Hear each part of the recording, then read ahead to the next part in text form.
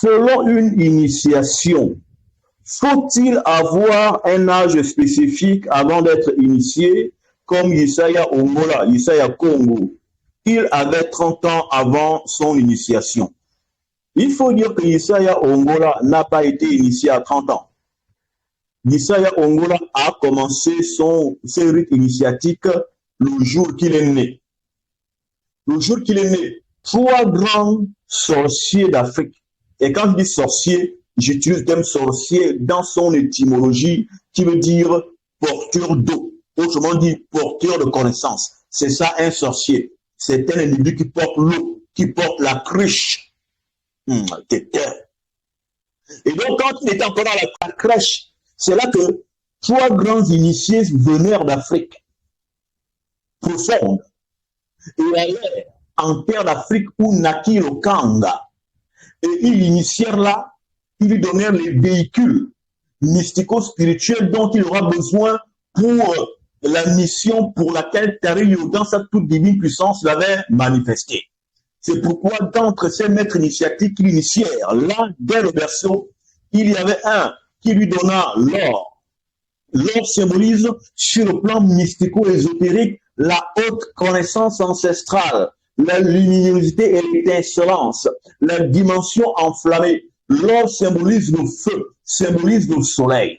Donc, quand il était même dans le berceau, l'individu qu'il avait ensorcelé là dans le berceau lui avait donné les connaissances les plus abouties dans la matérialité, de sorte que quand il se manifestera dans sa vocation messiaque, qu'il utilisa les éléments ordonnés, les éléments ordres, dont la connaissance qui passe et qui est polie par le feu. Donc, cet individu lui avait donné la connaissance, d'où l'or. L'autre lui a donné l'encens. L'encens. Et l'encens, qu'est-ce que c'est? L'encens, c'est une fumée, une bonne odeur, l'encens qui lui avait donné. C'était le véhicule, parce qu'une entité mystico-spirituelle ne se déplace que sur des éléments nuageux. Comme Tario lui-même se déplace dans les nuages. Et quand on dit que Tario se déplace, il s'agit ici d'un déplacement d'entités qui portent le mandat de Dieu. C'est pourquoi peut-on dire que Dieu voit, Dieu descend, Dieu monte, Dieu se repentit. En fait, ce sont les entités qui portent son mandat, qui s'appellent aussitôt Dieu. Et quand on va dans le livre de Psaume 18, on voit que Dieu se déplace, il a à ses pieds, il a des nuages sombres. C'est là que les Samoukou, ils ont copié leurs choses. Hein? Il a des nuages sombres à ses pieds et il se déplace sur les nuages de transport. Les nuages que c'est de la fumée.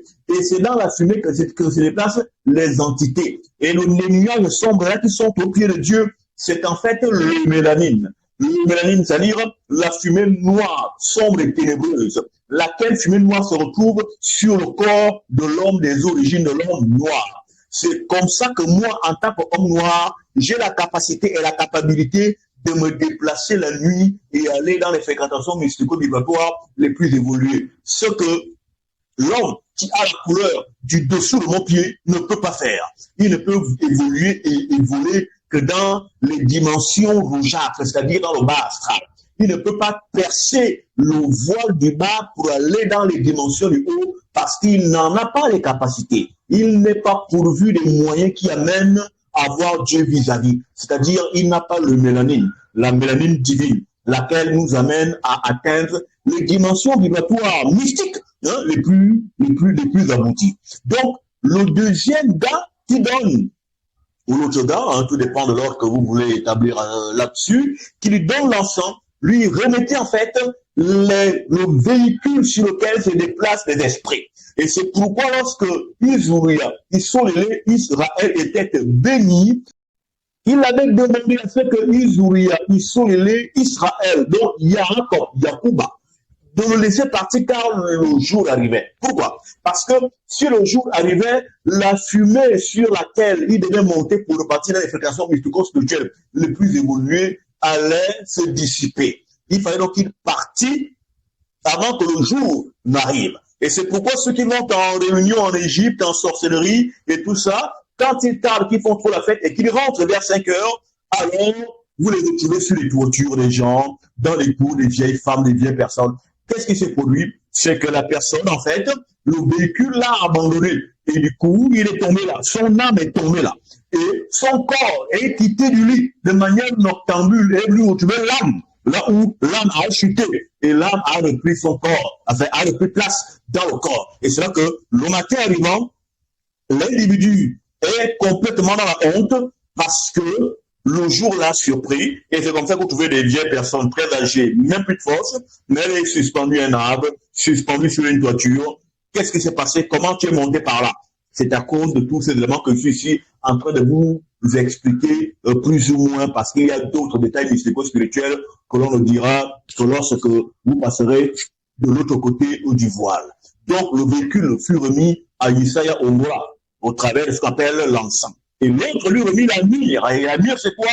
La myrrhe, c'est la bonne senteur mystico-spirituelle, qui en fait était ici une initiation à la vibration du haut. Et donc, le camp allait vibrer en haut. Et devant vibrer en haut, on lui remit donc ce qu'on appelle la myrrhe, qui est l'encens de Dieu, l'encens de la hauteur, l'encens des fréquentations vibratoires les plus abouties.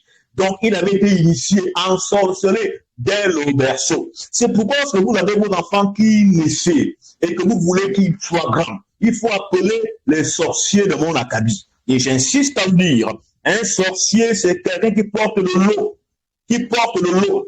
Il est écrit que vous ne fréquenterez pas les devins, les gens qui consultent les astres, donc les astrologues, mais pourtant, Yesaya Ongola, quand il est né, ce sont les gens qui consultent les astres qui étaient venus le voir et qui furent les premiers à le toucher. Et ses parents terminent qu'ils touchèrent l'enfant, eux qui étaient visiblement des inconnus, mais comment une grande initiée de haut rang du règne de Vierge, qu'on appelle Molia, Marie, peut-elle permettre que des inconnus, des magiciens, finalement, viennent toucher un enfant qui vient de Dieu? Comment le grand initié, le maçon, qu'on appela Joseph, accepta-t-il que les individus qui n'avaient jamais vu touchèrent à son enfant? C'est parce qu'en fait, dans le monde des initiés et de la haute mystique, les deux parents attendaient ces grands initiés. Et ils vinrent avec les dépôts mystiques qui étaient leurs pour donner à l'enfant, dès le berceau déjà, le pouvoir, la puissance mystique avec laquelle il devait œuvrer pour sa vocation et durant toute sa vie. Voici la première initiation du Congo, là.